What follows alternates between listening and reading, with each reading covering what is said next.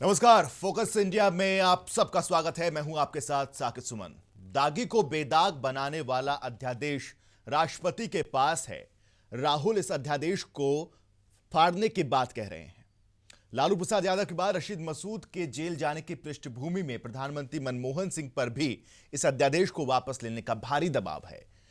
एक और मजबूत लेकिन विपरीत दबाव यूपीए के भीतर है। समाजवादी पार्टी और एनसीपी के नेता कह रहे हैं कि अध्यादेश सरकार का है, ना कि कांग्रेस का, इसलिए वापसी का फैसला बिना सहयोगी दलों के साथ बातचीत के नहीं लिया जा सकता।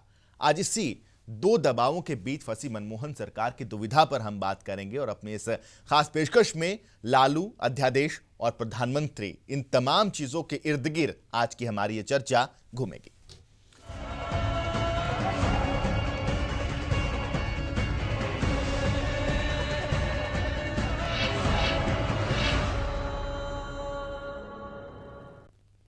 दागी नेताओं को बचाने वाला यूपीए सरकार का अध्यादेश अब उसी के गले की फांस बनता जा रहा है। प्रधानमंत्री की वतन वापसी के बाद उनकी पहली मुलाकात कानून मंत्री कपिल सिब्बल से होगी।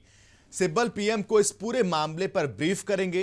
दरअसल अध्यादेश पर राहुल गांधी के तीखे विरोध के बाद यूपीए सरकार की काफी फजीहत हो रही है। सरकार की समस्या यह है कि खुद उसके सहयोगी भी उस पर दबाव बना रहे हैं कि वो अध्यादेश वापस ना ले। जाहिर है सबकी निगाह कल यानी 2 अक्टूबर को होने वाली कैबिनेट की बैठक पर है।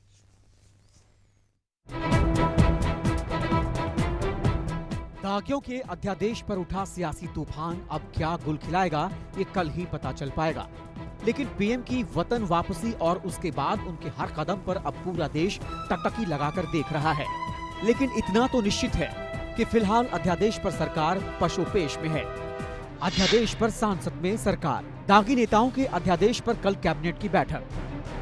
अध्यादेश के पक्ष में मोर्चाबंदी तेज। अध्यादेश वापसी के खिलाफ है समाजवादी पार्टी। शरद पवार भी कर सकते हैं विरोध। राहुल के तेवर से कैसे निपटेंगे मनमोहन? कैबिनेट बैठक से पहले होगी कपिल सिब्बल से मुलाकात। राष्ट्रपति पहले ही उठा चुके हैं अध्यादेश पर सवाल। सपा और एनसीपी के तेवर मनमोहन की मुश्किलें बढ़ा सकते हैं। सपा ने तो साफ कह दिया है कि वो अध्यादेश की वापसी के खिलाफ है, यानी एक बड़े और महत्वपूर्ण फैसले पर सरकार अलग थलग पड़ सकती है। इस पर सरकार ने एक कदम उठाया है, यूपीए की सरकार और कैबिनेट ने एक फैसला किया है। ये किसी एक पार्टी का फैसला नहीं है। श्री राहुल गांधी को सब अधिकार है कांग्रेस पार्टी के विषय में जो कुछ कहना चाहें कहें। वो कांग्रेस के उपाध्यक्ष, लेकिन सरकार यूपीए की है। हम लोग उनके सहयोगी हैं, उनके अनुयायी नहीं है। ये फर्क उनको मालूम है। जाहिर है दागियों पर अध्यादेश मनमोहन और उनकी सरकार की गले की हड्डी बन गया है। हालांकि सुप्रीम कोर्ट के फैसले के बाद कई हलकों से राइट टू अपील के मुद्दों पर भी सवाल उठ रहे हैं। यानी एक अध्यादेश और कई सवाल, जिसका जवाब कल ही मिल पाएगा। Bureau report, focus India. जी, मसला बेहद गंभीर है और इसी मसले पर चर्चा करने के लिए हमारे साथ स्टूडियो में मौजूद हैं सतीश के सिंह जी, न्यूज़ डायरेक्टर हैं पॉजिटिव टीवी ग्रुप के। सतीश जी, स्वागत है आपका। इसके अलावा उमरेश जी हमारे साथ जुड़े हुए हैं, वरिष्ठ पत्रकार हैं।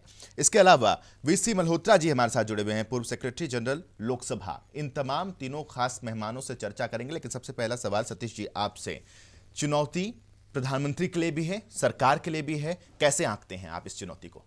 देखिए, चुनावी जो चुनौती है उस पर अगर कांग्रेस देख रही है तो बड़ी है जी।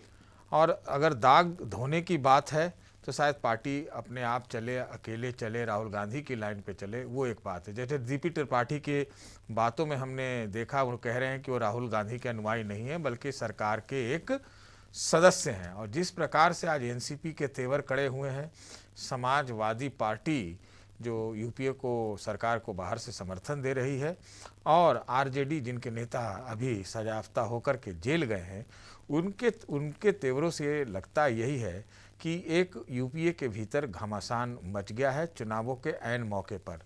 दूसरी बात यह है कि प्रधानमंत्री के लिए चुनौती है कि क्योंकि प्रधानमंत्री पर चौतरफा वार हुए हैं विपक्ष की तरफ से और पार्टी के भीतर से तो और हालांकि सोनिया गांधी ने उनका समर्थन जरूर किया है, लेकिन कैबिनेट प्रणाली में जो काउंसिल ऑफ मिनिस्टर्स होता है उसमें प्रधानमंत्री की भूमिका अहम होती है। इसलिए मुझे लगता है कि सबने कहा कि ये सरकार तो सामूहिक है, किसी पार्टी की सरकार नहीं है। और कांग्रेस कोर कमेटी कल मिलेगी 11:15 बजे। बहुत कुछ तस्वीरें साफ होगी, लेकिन कल गांधी जयंती है, राष्ट्रपिता का जन्मदिन है और उस पर देखना होगा कि वो किस प्रकार से चीज़ें आगे बढ़ती हैं। सबसे महत्वपूर्ण जो आगे हम शायद कार्यक्रम में देखें भी कि कमलनाथ ने भी कहा है कि एक जो कोशिश ये है, जो संसदीय कार्य मंत्री हैं, कि सिर्फ ये कांग्रेस के उपाध्यक्ष ने नहीं कहा है, ना कि कांग्रेस के कैबिनेट ने ये फैसला किया है, बल्कि 1 सितंबर को जो सर्वदलीय बैठक इस बात पे हुई थी, उस पे उनका मानना है कि तमाम पार्टियां जिसमें बीजेपी भी शामिल है, वो भी इस अध्यादेश को लेकर या फिर कानून को लेकर राजी हुई थी। जी हाँ, यहाँ उर्मिलेश जी वरिष्ठ पत्रकार हमारे साथ जुड़े हुए हैं। उर्मिलेश जी, पशुपेश की स्थिति मानते हैं क्या आप कि इस वक्त प्रधानमंत्री के लिए भी पशुपेश की स्थिति है? पशुपेश की ही नहीं है, उनके लिए फजीहत की स्थिति है।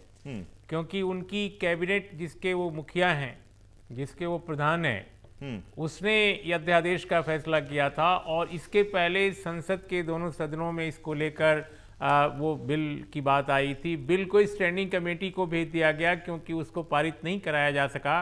आपको याद होगा कि लोक प्रतिनिधित्व कानून जो है 1951, उसमें एक जरूरी संशोधन कर दिया गया था, जो वो भी कोर्ट के कारण किया गया, क्योंकि कोर्ट ने कहा था एक दूसरे फैसले में कि भैया जो सदस्य जो भी राजनीतिक व्यक्ति या कार्यकर्ता कोई जेल में होगा वो नामांकन भी नहीं कर पाएगा। तो उसको तो संसद ने उसको सुधार दिया ताकि वो नौबत ना आए। लेकिन इस दूसरे पहलू पर जो विधेयक था वो पारित नहीं कराया जा सका, इसलिए लगा उन लोगों को कि अध्यादेश लाने के लिए एक सर्वानुमति ली जानी चाहिए या आम जो पॉलिटिकल पार्टीज हैं और सबकी एक सर्वदलीय सहमति ली जानी चाहिए।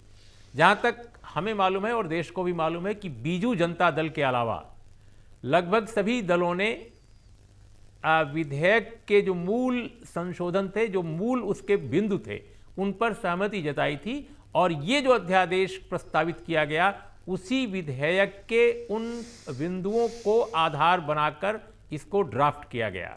अब सवाल यह है कि अध्यादेश के एक जर्नलिस्ट के तौर पे मैं भी अध्यादेश प्रणाली के पक्ष में नहीं हूं, क्योंकि संसद में चर्चा, बहस, मुबाहिसे और उसके बाद जो संशोधन होता है, जो उसमें बहुत सारे विचार आते हैं, सुझाव आते हैं, वो एक डेमोक्रेटिक जो प्रोसेस है पार्लियामेंट्री डेमोक्रेसी में, हेल्दी डिस्कशन की और उसके बाद फैसला लेने की, उसको स्ट्रेंथन करती है, इसमें कोई दो राय नहीं है। लेकिन जो अध्यादेश का विरोध राहुल गांधी जी ने किया, जाहिर है वो बहुत ही प्रखर राजनेता हैं अपनी पार्टी के, लेकिन दुखद ये है कि जो कोर ग्रुप उनकी पार्टी का है, जिसके वो स्वयं संभवतः सदस्य होंगे कांग्रेस उपाध्यक्ष होने के नाते, उस कोर ग्रुप में, हालांकि उस दिन वो मीटिंग में शायद कोर ग्रुप की नहीं थे, उस मीटिंग ने भी ये ड्राफ्ट को फाइनल शेप दी, सहमति दी थी। तो ले देकर ये केवल परेशानी कांग्रेस की नहीं है, पूरे कैबिनेट सिस्टम की परेशानी पैदा हो गई है। इससे पार्लियामेंट्री सिस्टम में कैसे फंक्शन करे गवर्नमेंट,